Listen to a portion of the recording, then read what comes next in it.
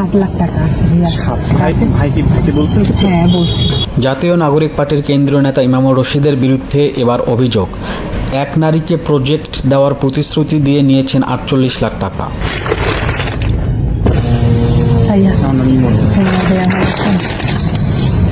এখানে 7 লাখ টাকা আছে ভাইয়া। হ্যাঁ 10 থাকার কথা ছিল, মানে একটু ক্রাইসিস, মানে বুঝিন না, ব্যাংকও দিতে চায় না। 7 লাখ টাকা আছে। ভাইকে বলছেন কিছু? হ্যাঁ বলছি। সাথের কথা বলছেন? হ্যাঁ আমি বলছিলাম ওনাকে, কিন্তু 7 আছে আপাতত। আচ্ছা, মানে এটা ভাই জানে তো যে 7 আছে কম? হ্যাঁ ভাইয়া। আচ্ছা ঠিক। টাকা নেওয়ার ভিডিওটি ভাইরাল হয়ে যায় রবিবার বিকেল থেকেই।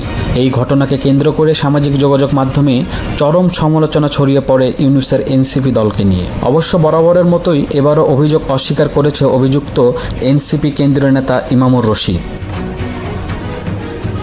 সম্প্রতি ইউনূসের মেটিকুলাস ডিজাইনের অংশ হিসেবে বাংলাদেশের মিডিয়াগুলো বিএনপিকে একমাত্র চাঁদাবাজির দল হিসেবে প্রতিষ্ঠা করলেও এড়িয়ে যাচ্ছে এনসিপির চাঁদাবাজির ঘটনাগুলো।